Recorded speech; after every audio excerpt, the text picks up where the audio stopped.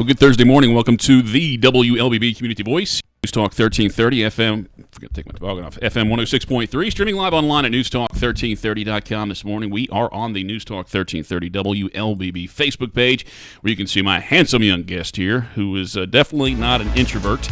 And I'll introduce you to him here in just a second. That was just a tease. But we're going to try and give away some money this morning. We got the 12 days random Christmas trivia cash giveaway, and I've got the first question for the big event coming up right now. I'm going to read the trivia question, and then what you want to do is, when you know the answer, go to our website, newstalk1330.com, click the random Christmas trivia banner, then enter your name, email, phone, and give us your answer. Now, one entry from the correct answers we picked at random daily, and that contestant wins $100 cash. Please enter only once per day.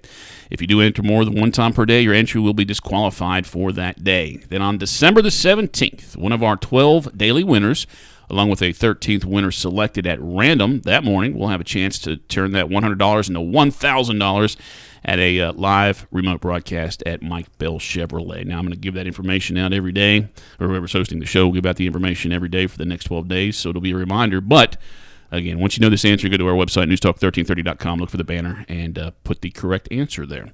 The question for today, this is the first day we're doing this. What was the name of the department store where Ralphie Parker first laid eyes on the official Red Ryder carbine action 200-shot range model air rifle? Don't say it. I know. I figure you probably know it. What was the name of the department store? You know, the movie Christmas Story, and Ralphie's looking through the window of that place and sees his Red Ryder BB gun. What was the name of that store? All right, go to the website and put that answer down. Good luck to you. Now, my guest, he's a local author, historian, and he's got stories for days. I always enjoy talking to him. You can't bump into him anywhere and not have a 20-minute conversation with him. His name's Curtis Spivey, kind enough to join us on the program this morning. Sir, good morning. Good morning. And Curtis has written 3 books here locally. I think you can get them all on Amazon, right? Well, not all 3, but you can get the one for me that encompasses all 3 now, The Southern Stories, the way I heard it. Yeah, that's Southern Stories, the way I heard it. Like Neighbor and Come In, Front Porch Stories. And Almost as Good as Hot Dog Gravy, autobiography of a Carroll County, Georgia boy. And I just reached out.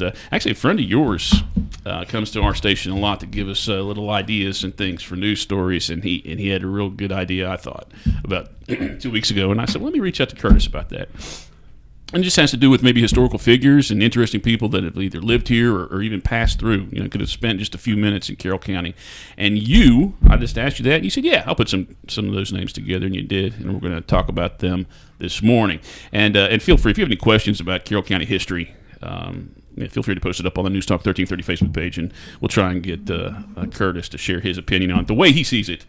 And just in case you're wrong, right? Isn't that right? Or the way I heard it. The way I heard it. That'll be it. But yeah, a lot of interesting stuff coming out of Curtis. Well, first of all, let's just talk about Thomas Edison spent some time in Carroll County, apparently. Well, and the lead up to that story is the Bannon Mill story. Bannon Mill was built in what we know now as the Whitesburg area long before the Civil War. And during the war, they made fabric that was used in Confederate uniforms, and it was very important. A very important mill. In fact, it was so important that the Union Army was sent to destroy the mill. But it's in a hole. It's still in a hole today. They couldn't find it, and they didn't destroy it. Well, this mill, for all its time, had been powered by water, which made it sort of marginal on its production. And Mr. Holland, who owned the mill, had heard about electric motors. Now, these were DC motors. And he built a dam where he would have enough waterfall to his turbine, and he installed electric motor instead of the steam or water-powered motors. He had the option of both of them.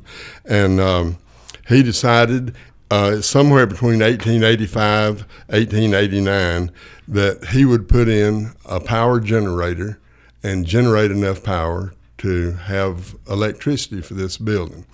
Well, this was not a very usual circumstance in the state of Georgia. And in fact, it was so monumental that they invited Mr. D.C. himself, Thomas Alva Edison, to come down and throw the switch.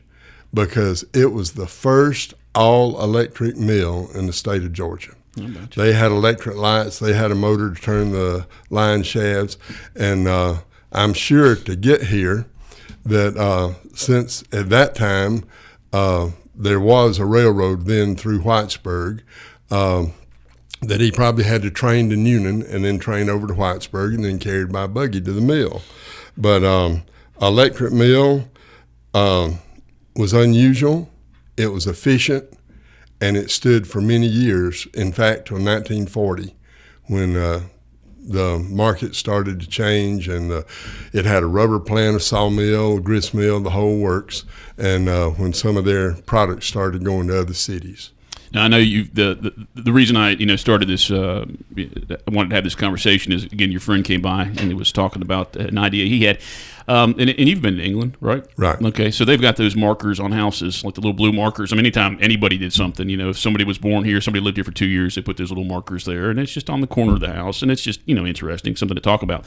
But he suggested we could do something like that in Carroll County. I mean, we'd have to push that campaign a little bit, and it probably cost a little bit of money. But I mean, that would be interesting. Even something as simple as that, that could lead to that story. Where you could scan your phone over it and get the code, and maybe get the full story of what you just told, on your phone or something. Right. Well, it was Donald Warren, a friend of mine, who had this idea, and we talked about first just going around the square and taking the buildings back to their original ownership and the dates they were built.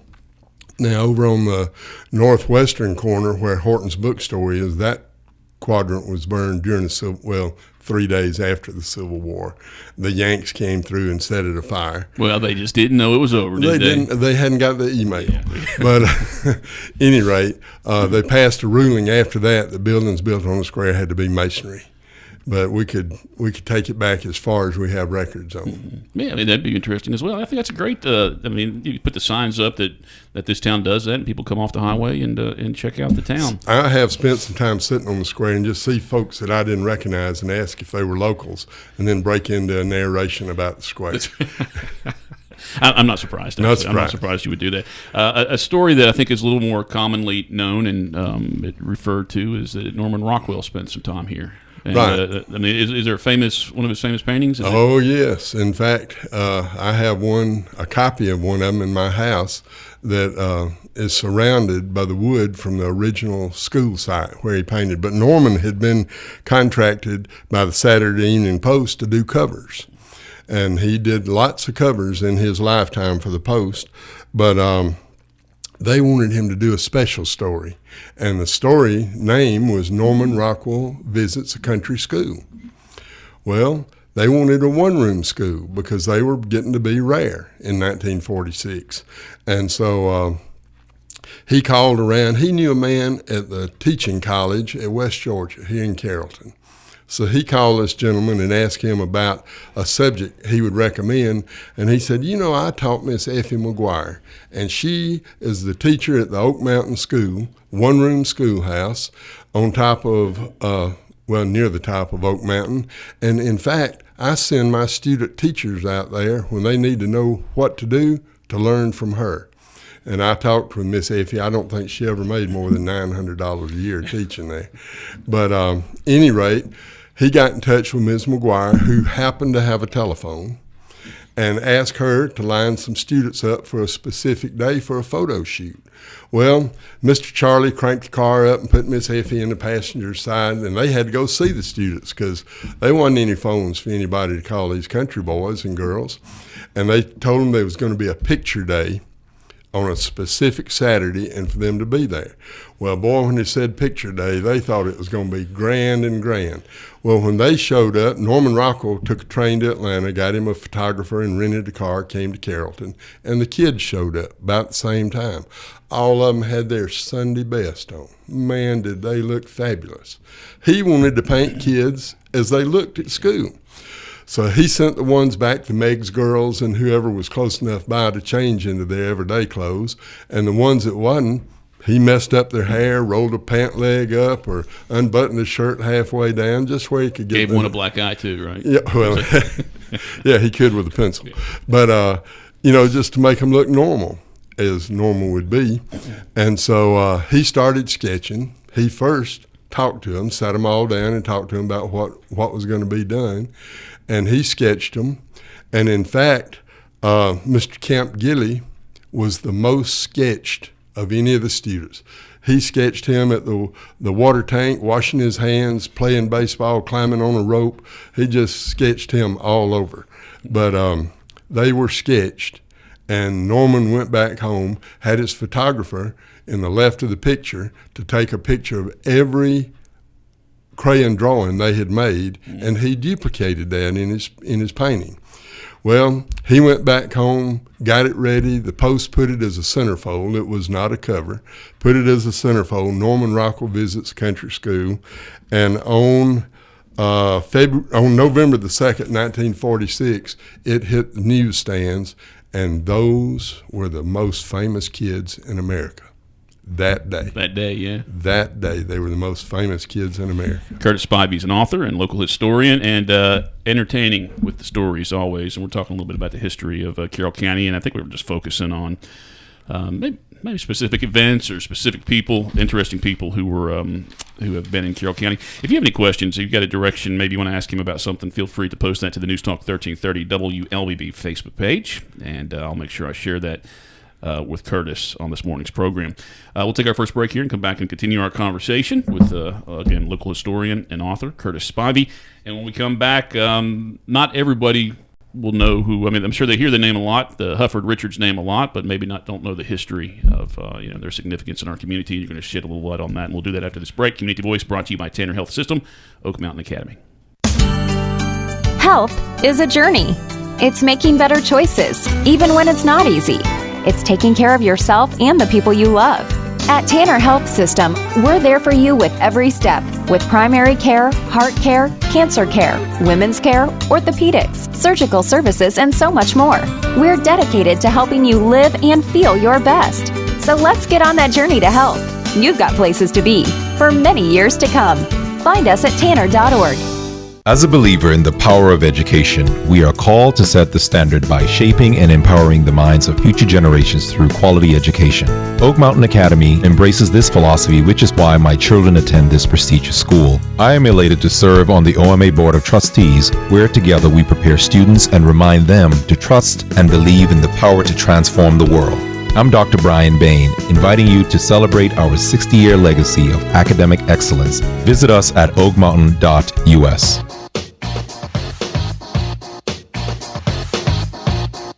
8:43. Welcome back to the WLBB Community Voice Program, News Talk 1330 FM 106.3, streaming live online at newstalk1330.com. This morning we're on the News Talk 1330 WLBB Facebook page. Thanks to Joel Brock for streaming us live on the Facebook page this morning. My guest is local historian and author Curtis Spivey, and we're just touching on a few historical things this morning relating to Carroll County.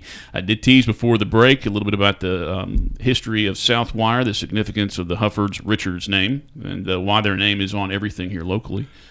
And you can tell us a little bit about the Mrs. Richards. Well, we're going to start out with Roy, a country boy who made a worldwide change. Roy Richards was born in 1912 in Hewlett, Georgia, to Mr. Wiley, and as I referred to her, Aunt Mert Richards. And he became, at 23 years old, he became prevalent in what was happening in Carroll County. A cousin of mine gave him 200 acres of hardwoods, and Roy turned them into cross ties and made $60,000 with it. And he started Richards Construction Company. And Richards Construction Company in 1936 was putting up poles and wire for the EMC. Well, they ran out of wire. And so what did he start? Southwire. So Southwire was important in all of us having electricity in the county. And to this day, they're really wide open. In fact, they're an $8 billion a year company worldwide. But along in the mid-50s, he fell in love with a girl in, I believe it was West Virginia. See, from Bluefield, West Virginia. Yeah. Right up there around where you was That's born. right, yeah. It's about an hour. I was born in Chicago, but I grew up in southern West Virginia, and she was, about an hour south of me. All right, well, Alice Hufford. And he married Alice Hufford, and the story goes that Alice had more money than Roy. And so, I don't know, I can't verify that, but that's the way I heard it. But she came to Carrollton, and she was going to make a big difference, because the first thing she did, she needed a good butcher to cut meat, because she was going to have a family, and my dad was butcher at Copeland Supermarket, and she came in and would talk to him about things to do, needed a roast for this, or they were having some salespeople over to their little house, but she didn't know how to cook it. Well, my dad had been a mess sergeant for 7.5 years in the Army, and he could tell her just how to cook it, how to cook a turkey, how to cook a roast, whatever to do. And so she got her grounding in cooking from my dad. But Alice was not only a good cook and a family lady, but she was important to Carrollton as a social activist and philanthropist. Because if anything needed to be done in Carrollton, and Alice Hufford Richards put her mind to it, it got done. And her daughters carried that legacy pretty absolutely. well, too. The family, as a rule, with the college, with the Richards building, with the Greenbelt, the whole works Greenbelt, has really been important. But I can see her in my mind's eye crossing the square in a Ford station wagon, Richards Motor Company, in a Ford station wagon with all the kids piled in the back. Now, they had 6 originally, and then one was born a little bit later. But the story that I got it is in the little house they lived in, all the kids slept in bunk beds, and the baby slept in a dresser drawer. So Roy didn't go to any extra expense until he built the big house. But Alice Hufford Richards was very important in Carrollton, and her name carries on today, and the Richards name will carry on worldwide for many years. Mm-hmm. And it's interesting just to talk about them a little bit. I mean, maybe in the last 10, 20 years, thousands of people have come to Carroll County and may not know that story. I mean, maybe we don't talk about it enough, but they see the name everywhere, so it's interesting to share that. And you and I, man, we've listed about 10, 11 things here to talk about this morning, and unfortunately, we're not going to get to them all. But how about FDR? FDR, Franklin Delano Roosevelt. In 1929, Governor Roosevelt came to Carrollton for the A&M commencement service, which was held at the Tabernacle Baptist Church on Bradley Street. And, pardon me, after his election as president and his trips to Warm Springs, he became friends with Judge Sam Boykin, because Sam was doing the Coweta Circuit and all sorts of federal courts. And, in fact, he was the judge in murder in Coweta County, I believe. And but he became friends with him. Well, in the early 40s, Sam lived down on Spring Street, right below the library, 2 houses below the library. And he sold his house and moved across the street in an apartment that my cousin had, Iris Jones. And him and Ms. Boykin lived there. Well, FDR was friends with the magistrate judge in Warm Springs, and the magistrate judge would drive him up to Rome Street. And they'd park on the sidewalk, near the sidewalk there. The magistrate would go around and tell Judge Boykin that they had arrived, and Judge Boykin would always, as I was told by Iris's 103-year-old brother, Albert, would always show up at the sidewalk with some schnapps and some glasses. Well, I don't know how often this occurred, but Albert said when it did occur, they drank and laughed through the night, that it was a good time. And Franklin Delano Roosevelt had not only one connection for the commencement service, but he had many connections after that with Judge Sam Boykin. And the story goes at the FDR Museum in Warm Springs that there's a tree that he used to meet with some of the farmers out under this tree and have a few schnapps and tell a few stories. And before he passed away, the farmer that owned the land the tree was on deeded the tree to Franklin Delano Roosevelt. Aww. So he owned the tree that they all gathered. He was a people's man. When we talk about Susan Hayward spending a lot of time in Carroll County, sometimes I mix up between her and Rita Hayworth a lot. But Rita Hayworth, she was kind of like a saucy vixen, and Susan Hayward was a little more polite and nice. My mother's age. But Susan Hayward, she passed away in Carroll County. She was here when she died. But how did she get here? Why was she here? And there are stories about people seeing her out on the street. Well, she married a local car dealer eating chocolate. He had been in, I heard, either with the FBI or CIA, and then he got in with General Motors, and they wanted him to take over a dealership here in Carrollton and make it rich and famous. And he let his brother run it in the ground. And so when he took it back over, he met Susan at a party, and she came to Carrollton, and it was just, I've got a magazine that says, a Star magazine that says just the place she was looking for, because her boys could be boys, not stars, and she could be Susan Hayward. And when she came to town, another cooking story, she came to Copeland Supermarket, to my dad's market, and she had a California roast that she wanted made. And he had never heard of that, said, describe it to me. So she described it, and he said, give me a few minutes. Well, he went back in the cooler and shouldered up a hindquarter of meat and cut off a boneless rump roast, skinned the fat off of the round, salted the roast, and rolled it in the fat and tied it up. And she said, well, that looks just like what I get in California. Pardon me. So she took it home to cook it for the boys and for her husband, came back in a few days and said he had told her not to season it till she tasted it. Said, Henry, what did you do?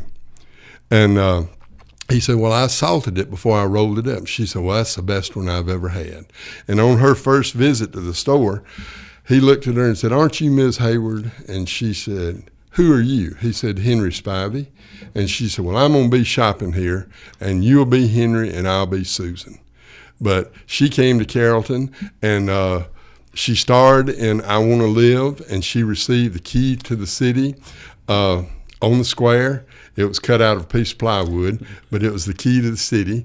And she was our famous Hollywood connection right here in Carrollton. Mm-hmm. Yeah, it's a great story. When I think every other year, they have a movie fest tribute tour right up at the Cultural Center. Hey, let me take our final break here. We'll come back with about 7 minutes. We'll try and get at least two more stories in before we finish our program. Community Voice brought to you by Tanner Health System, Oak Mountain Academy. Back in a minute. Health is a journey. It's making better choices, even when it's not easy. It's taking care of yourself and the people you love.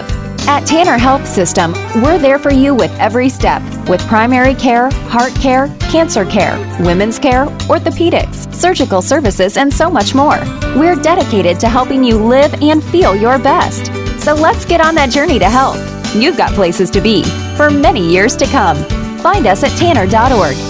I'm Michael Flynn, Oak Mountain Academy class of 1978. Katie Flynn, class of 2010. Justin Flynn, class of 2014. Logan Flynn, class of 2019. And I'm Marnie Flynn, current teacher at OMA. My uncle Richard Orm Flynn, a founding father of Oak Mountain Academy, had a vision to see students become confident leaders who hold a faith-based value system in an academically rigorous environment. We are proud to celebrate 60 years of fulfilling my uncle's vision. Our family invites you to visit the campus or oakmountain.us today.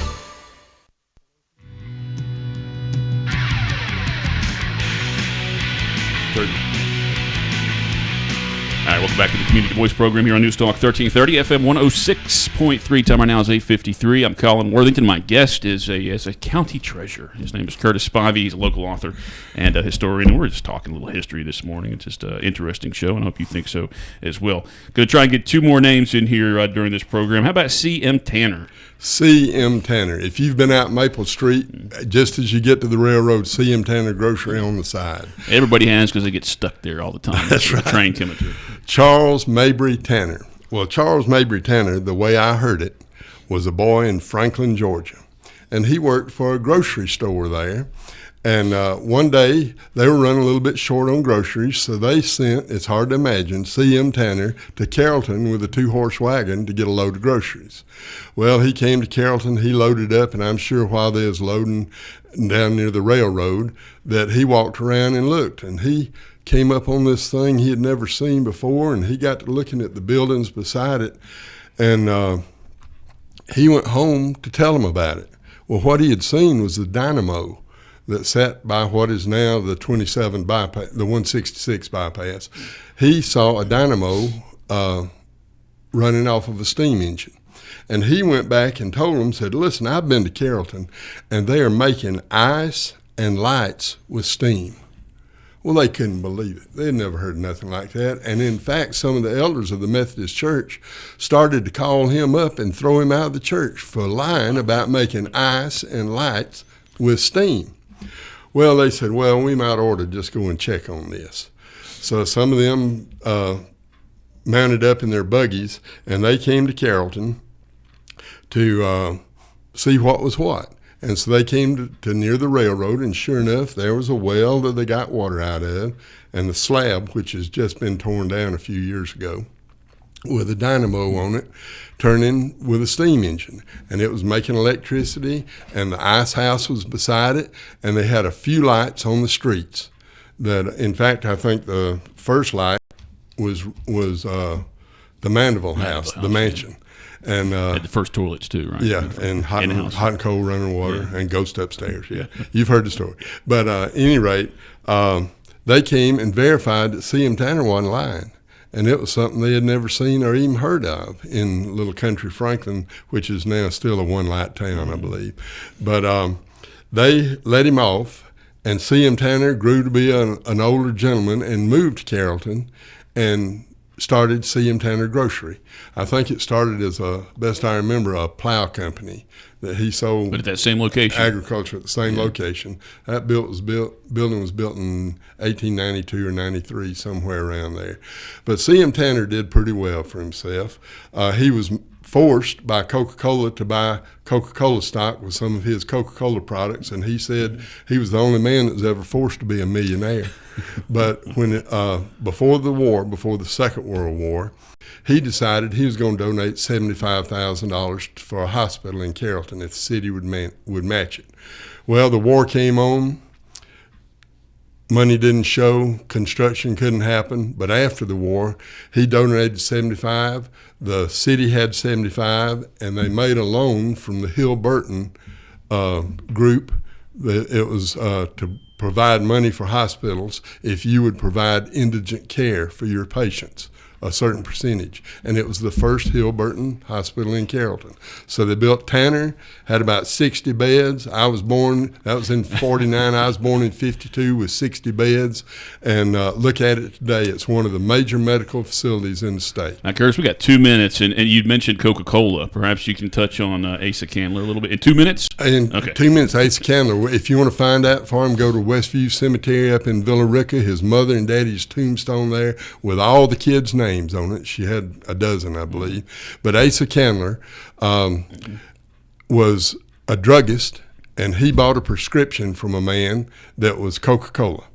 And he started producing Coca-Cola and selling. And according to the way I heard it, some of the first sales were in Villa Rica as a fountain drink. And he had Coca-Cola, and he sold the bottling rights to another company. He didn't want to fool with it. But later he bought the bottling rights back because he saw that was going to be the way to go. But he made Coca-Cola great, and he gave lots of that money to the city of Atlanta and to the area to spend on the people. Yeah, but you see streets named after him in Atlanta and in buildings.